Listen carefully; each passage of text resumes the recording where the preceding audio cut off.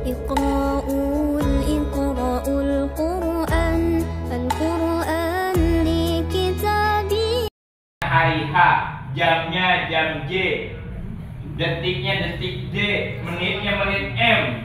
Udah nggak bisa lewat lagi. Yang bisa ditawar. Halo? Jadi malaikat Ijra'ilnya nama. Wa yursilu alaikum hafa, di dalam Al-Quran disebut dengan hafa, malaikat penjaga.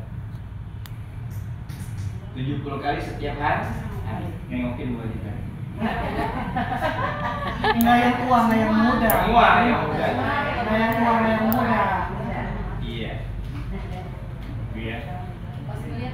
Di Jogja, pemain bulu tangkis orang Cina, umur 17 tahun, kejuaraan junior, lagi main badminton.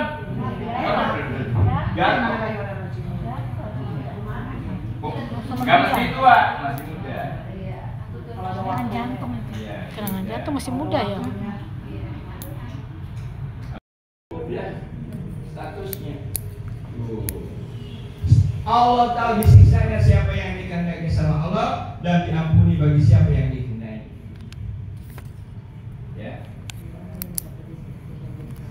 Allah sayang sama hambanya di surah At-Tolak ayat 5.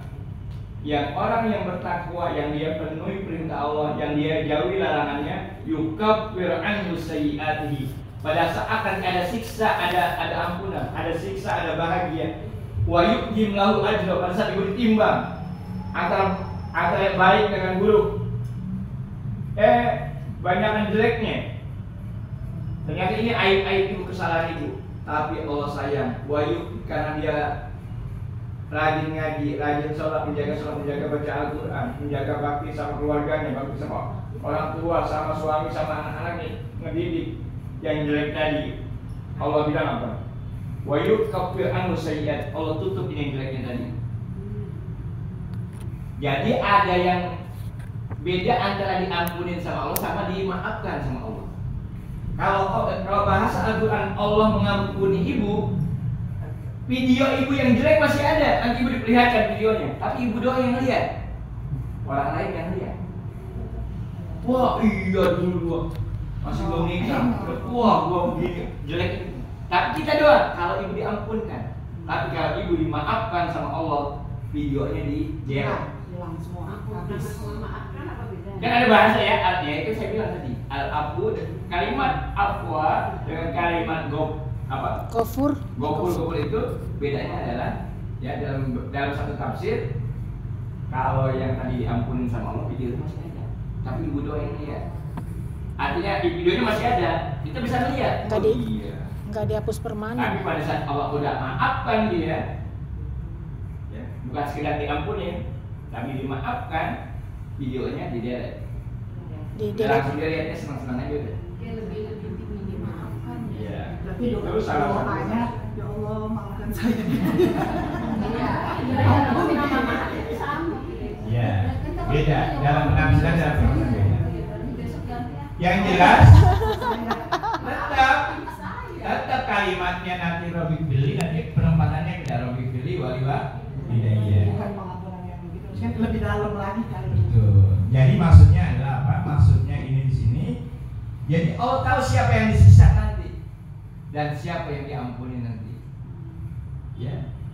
Jadi ini banyak salahnya. Nanti akan Allah tutupin. Kalau Allah sudah tutupin, ini jadi berubah timbangannya. Bisa jadi lebih banyak yang baik, bisa jadi sama. Tapi ternyata ibu kafir sayyi'at, setelah ditutup ini aibnya, baik sama buruk sama, seimbang. Lah belum jadi masuk surga itu. Iya. Ternyata sembahyangnya biasa-biasa aja, ngajinya biasa-biasa aja, nggak serius, nggak maksimal. Baca Al-Qurannya biasa-biasa aja, sedekahnya biasa-biasa saja. Tapi karena dia lakukan setiap hari, Allah sayang sama hambanya. Di dalam ayat 5 surah At-Tolak, wa yudhimlahu ajro, yang biasa-biasa tadi Allah lipat gandakan pahalanya. Akhirnya tadi yang belum jelas neraka atau surga ini, dan cunging banyak yang baik. Gara-gara Istiqomah. Istiqomah itu berat. Pemberatan ini nih istiqomah nih. Kalau nggak mau istiqomah, tidur aja. Rehat. Jadi mati sebelum meninggal dulu. Iya, Allah nauzubillah min zalik. Sama kayak bahasa mantik, wujudu keadami, adanya sama seperti tidak adanya. Mayat berjalan. Ya udah ketahuan tempat neraka. Tapi kata Allah memberikan motivasi. Ada orang dari sebelum nikah sampai dia nikah berbuat amalan-amalan surga. Tapi di akhir selangkah lagi mau meninggal dunia beramal-amalan neraka. Nauzubillah min zalik. Jadi Allah bisa men-tip apa yang ada di lahir mahfuz karena doa. Salah satu yang bisa men-tip yang ada di lahir mahfuz adalah doa.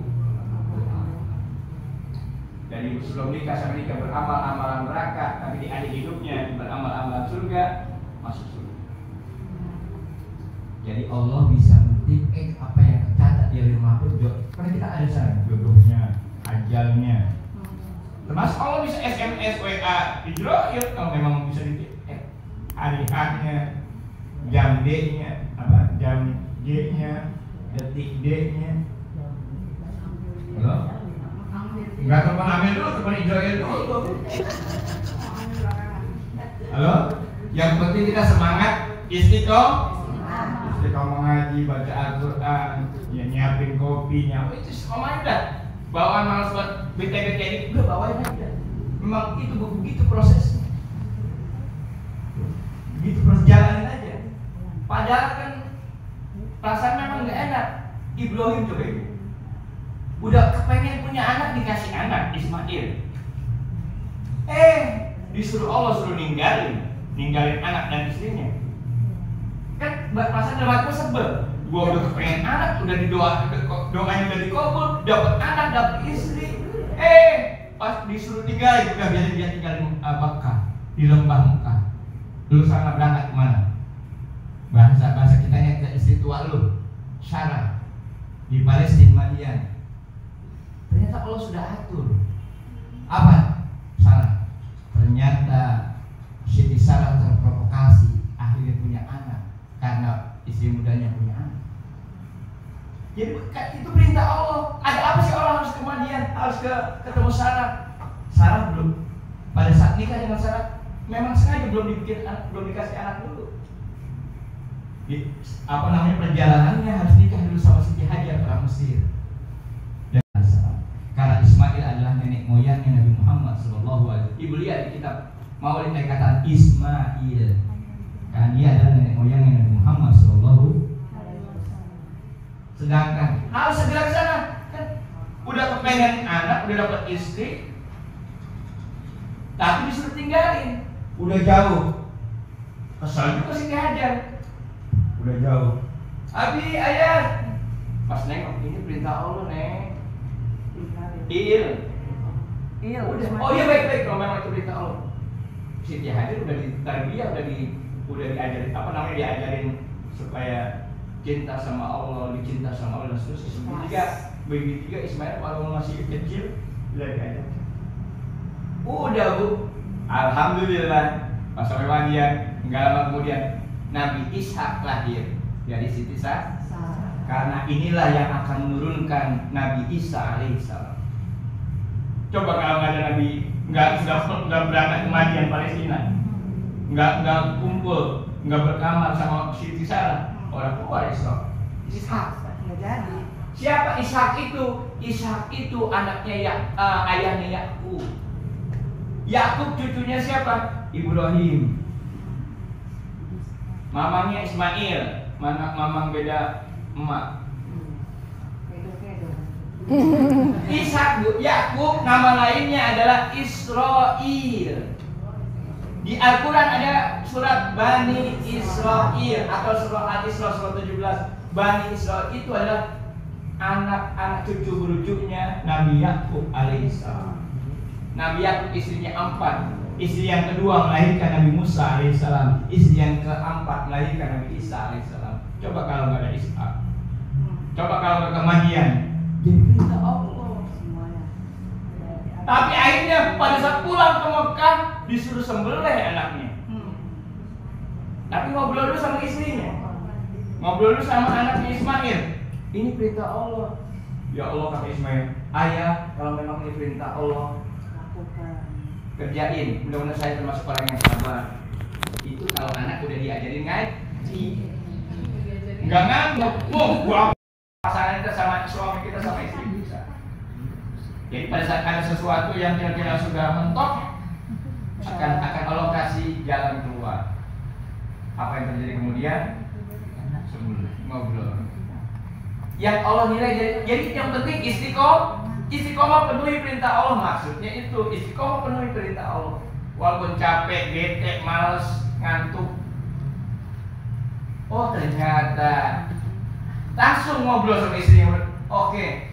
Jadi yang Allah nilai adalah bukan kemudian pada saat pisau golok udah ada di lehernya Ismail. Oh, udah beres. Il, udah selesai. Engkau telah penuhi perintahku. Apa yang penuhi perintahnya? Proses Ibrahim memenuhi perintah Allah. Gitu doang udah. Ngejalanin perintahnya. Siapin pisau, siapin golok, ngobrol sama bininya, ngobrol sama anaknya. Itu yang dinilai Allah. Proses dia memenuhi dulu. Ibu sembahyang aja udah. Jangan mikir-mikir besok surga atau neraka. Ngaji aja ngaji udah. Apa kata laki gini mungkin laki ngomong gitu, kita kesel nih. Bisa jadi ada baiknya. Ya, bisa jadi anak kita diskusi sama anak ada benar ada salahnya. Ya dengerin dulu, mungkin dia lebih muda, lebih pengalaman, lebih banyak baca sesuatu dan dia akhirnya bisa. Iya dulu. Proses kita memenuhi perintah Allah menjauhi larangannya agar keluarga kita agar semuanya kita jalan. Ya ternyata bukan diganti sama Allah sama domba. Oh itu maksudnya. Kenapa Allah berbilang dari awal? Oh enggak. Ibu tenang aja. Nanti ibu laut aku tidak ada. Ibu surga. Proses aja ya. Yang di neraka aja bisa naik bisa dikit. Rahasia Allah. Rahasia Allah. Makanya di sini bahasa yang dikehendaki Allah. Permasalahannya kita dikehendaki Allah tidak. Mana orang yang dikehendaki Allah itu? Yang mau memenuhi perintah, yang mau yang mau jauhi larangannya. Itu yang maksud dikehendaki. Jadi bahasa di sini ada yu'adzibu, disiksa siapa orang yang dikehendaki dan diampunkan siapa yang dikehendaki. Kenapa bahasanya bukan diampunkan? Kenapa bukan langsung masuk surga aja? Karena orang masuk surga harus diampunkan dulu dosanya. Harus diampunkan dulu dosa baru masuk surga. Kalau masih punya dosa, ya, yang punya dosa jadi keluar dari surga siapa? Nabi Adam sama Hawa. Udah di surga enak, tapi berbuat dosa keluar. Jadi apalagi kita, dan kita mau masuk surga itu kan punya dosa di dunia ini. Punya dosa enggak? Punya. Pengen masuk surga, dosanya dulu dihapus dan Allah ampuni orang yang dikehendakinya. Kenapa? Karena di surga tidak ada siksa itu cuma ada di neraka. Itu maksudnya ayat ini. Sehingga Allah bilang apa di ujungnya? Wallahu. Kenapa Allah begitu? Bisa milah-milih? Karena Allah itu adalah maha kuasa atas segala sesuatu. Mana buktinya? Mataharinya basket ini segini, cuma kita cuma kecil banget. Babek itu bukan kita doang, miliaran orang. Gampang bagi Allah buat mematikan kita, mewafatkan kita. Gampang bagi Allah buat panjangkan umur kita. Amin. Ya, tinggal telepon aja Ijro. Selesai itu hubungin Amil. Nama Amil.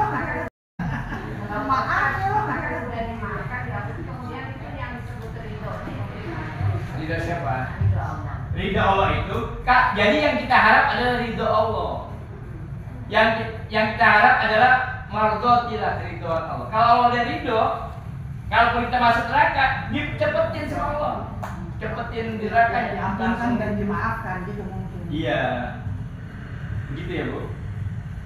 Jadi pengertian ridho yang sebenarnya ada bahasa maksudnya begitu maksudnya. Ridho itu Allah bahasa di Al-Quran. Para sahabat yang Muhajirin dan Ansor itu radhiyallahu anhum, mereka ridho sama Allah dan Allah ridho sama dia. Ridho ada dua proses dia masuk surganya. Ada bigoiri hisab, tanpa hisab, nggak ngalamin di Jati, nggak ngalamin di padang mahsyar, nggak ngalamin ngitung baik dan buruk, nggak ngalamin ngejebatin rumah sakit, langsung masuk surga. Dan sekarang surga gak nganggur. Di sana para nabi dan rasul yang sudah meninggal dunia, para malaikat tawaf di arsy di surga. Udah ada nih penghuninya, termasuk orang-orang yang masuk, orang-orang Islam, orang mukminin mukminat yang masuknya tanpa hisab. Udah ada di sana. Orang-orang tua kita yang sudah meninggal, bigoiri hisab, udah ada di surga. Bersama tawaf sampai hari kiamat. Tawaf dan menikmati apa-apa yang ada di surga. Halo? Pengen sekarang besok. Siap saya tidak apa-apa. Itu kalau diridhoi sama Allah. Jadi ridho yang pertama langsung ke sana, atau juga Allah rasakan ridho Allah yang selanjutnya adalah kuburan yang gelap diterangkan sama Allah. Kuburan yang sempit diluaskan. Itu ridhonya Allah. Kalau Allah nggak ridho, ya gelap-gelap aja udah, dimakan lagi. Ketika kita berdoa, ampuni, terus maafkan, kemudian Kan banyak beberapa doa yang ada kata-kata ampuni, ada beberapa doa, semuanya ada asbabun nuzulnya kalau memang itu mengambil, ada asbabul wurudnya kalau itu mengambil dari hadis Rasulullah SAW. Coba perhatiin pada beberapa doa, ibu lihat di Latiful Hadad, ada di situ banyak mengambil dari hadis Nabi, ada yang ampuni, ada yang maafkan. Masing-masing punya ya, ada yang minta diridhoi juga. Kalau ridhoi itu jadi lebih tinggi daripada maaf tadi. Urutannya ampun, maaf, ridho. Rahmat. Rahmat Allah kan 99. Yang turun ke dunia baru 1. 99 tinggal kita petik. Lebih daripada ridho. Kan kita kalau berdoa gitu ampun. Saya kan kadang-kadang minta rahmat baru saya minta dari dosanya dimaafkan segala kesalahannya, terus diringankan hisabnya, ya kubur yang diterangkan yang itu enggak jadi masalah Pak ya? Enggak apa-apa. Iya saya baik selalu gitu. Iya. Baik gitu ya. Iya. Pun kita kalau lagi berdoa juga semuanya itu pasti kita akan ucapkan, kan kita nggak tahu yang mana yang Allah. Dari ampuni ke rahmat. Wa'afiha. Ya. Ini kadang-kadang posisi depan, kadang-kadang posisi di belakang. Maafkan. Jadi artinya kesemuanya dilewati. Proses Allah mengampuni dia dijalani, proses Allah memaafkan dia dijalani, proses Allah memberikan rahmat ke saya dijalani. Jadi ibu, cara mendapat rahmat ada tahapannya. Jadi maksudnya gini, masing-masing punya jalannya. Tadi kayak Ibrahim tuh, padahal pengen nyembelih kambing, intinya sih begitu. Buat jadi contoh umat Nabi Muhammad, motong kambing. Prosesnya. Jadi ibu, kenapa doa itu semuanya dibaca? Doa tahlil. Karena masing-masing di dalam tafsir ada tahapannya. Bagaimana supaya kita diampuni, bagaimana supaya dimaafin, bagaimana supaya kita disayang. Coba, Allah maghfirlaha, ampun. Warhamha, sayang. Wa'fuanha, maaf. Apa terus? Allah maghfirlaha, warhamha, wa'afiha, wa'anha. Wa'fuanha itu yang terakhir, maaf. Wa'afiha itu afiat.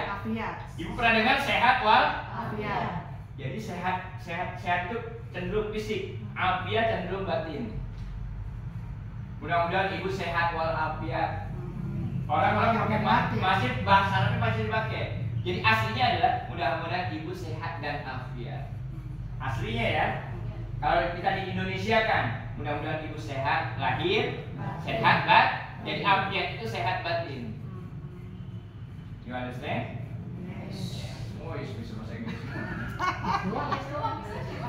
Jadi maksudnya,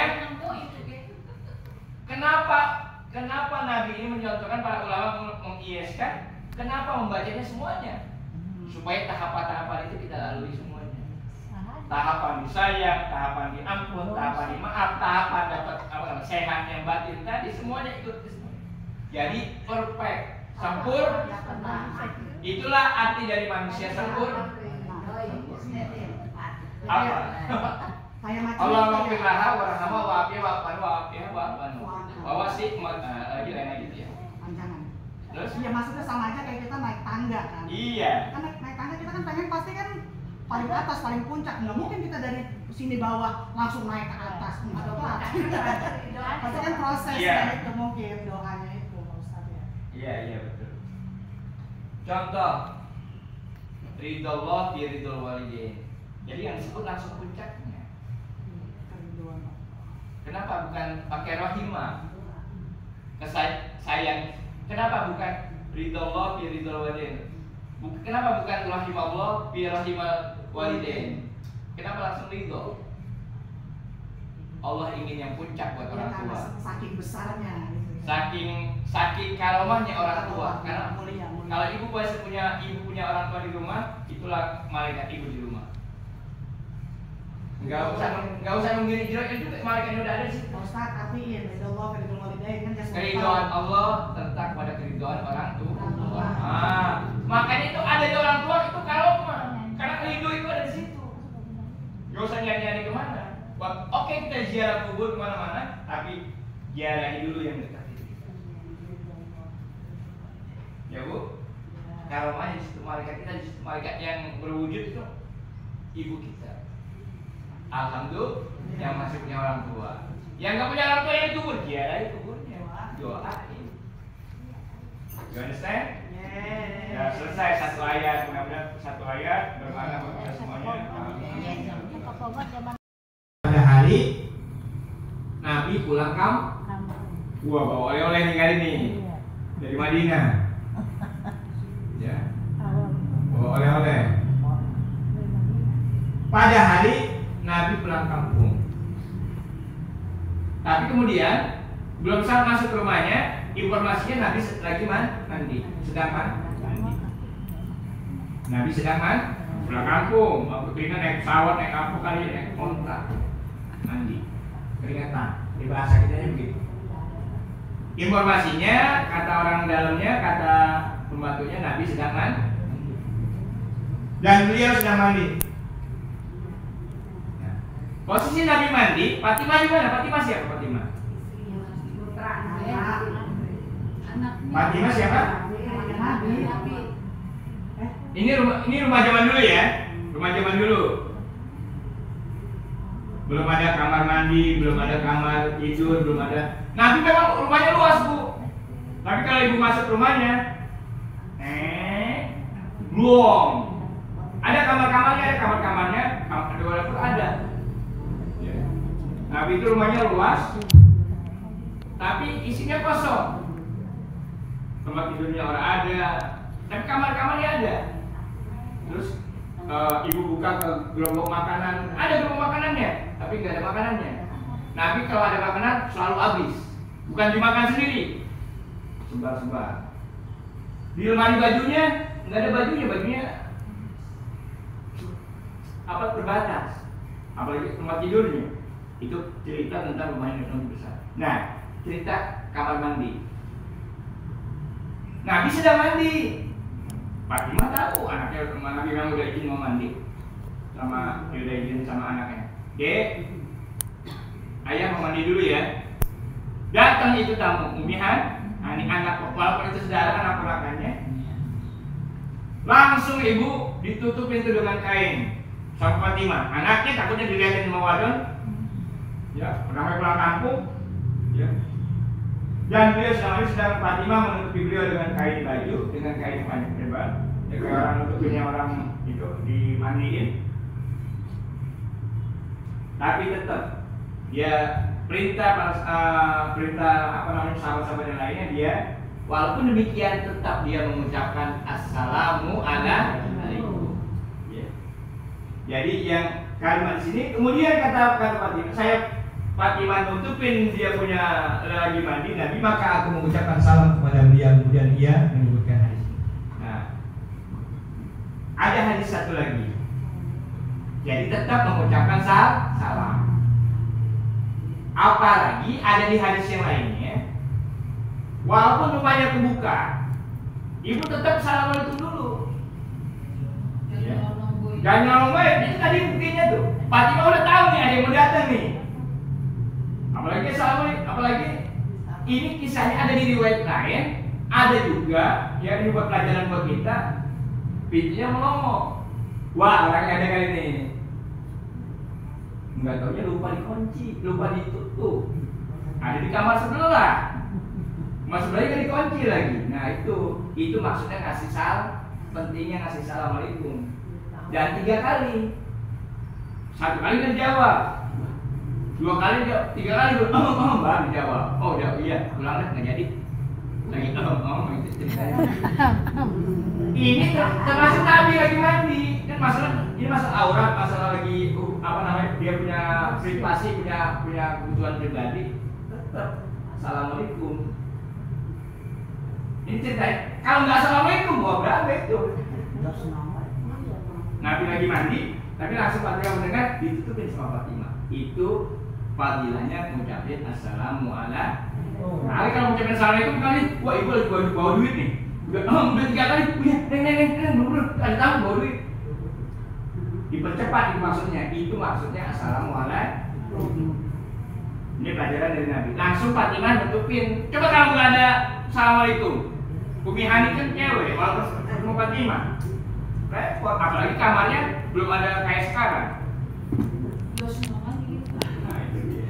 Sekarang aja udah rapat, udah dikunci, ya kadang-kadang lupa. Saking karena apa? Tadi suaminya habis pulang kerja jauh, ya pulang kerja jauh sebulan baru pulang.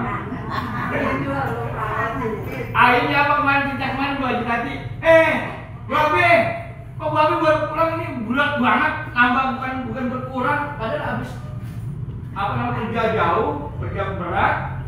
Lalu ini bukannya berkurang badannya, kiloannya nambah berat. Nggak tahunya ibu, tadi maksudnya. Ini yang diam-diam nggak pada paham ya. Nggak ngaji. Saking makan nafsu. Sebulan. Lupa tasnya, carrier-nya nggak disimpan. Baju kotor, baju apa belum dicuci, ngumpul. Langsung nemplok. Langsung nemplok. Mandi ya. Kagak mandi lagi nanti. Ini pentingnya ngasih assalamualaikum. Kalau nanti ibu pergi jauh atau sebaliknya suami pergi jauh, kalau kasih assalamualaikum kan dibukain dulu tasnya sama istri apa sama suami. Neng, abang lu habis jalan-jalan jauh juga, itu dibuka apa dulu tas, kan ada ngobrol dulu. Karena ibu ngasih assalamualaikum. Itu pentingnya assalamualaikum, jangan langsung abang-abang. Wah, di sana bocah lanang lu, gua pulang buru-buru ketemu laki gua. Saking panasnya, tapi nggak ngucapin assalamualaikum lagi, udah setan masuk. Kalau kita ngucapin dari dalam, kan nggak pulang gitu ya Pak? Nggak ada yang jawab. Dia nggak assalamualaikum. Kita yang ngucapin dari dalam assalamualaikum. Iya, aksannya Abdullah yang dari luar. Maksud mungkin yang dari dalam ada ngingetin biar nggak lupa. Iya. Meledek kan? Meledek ya. Baik.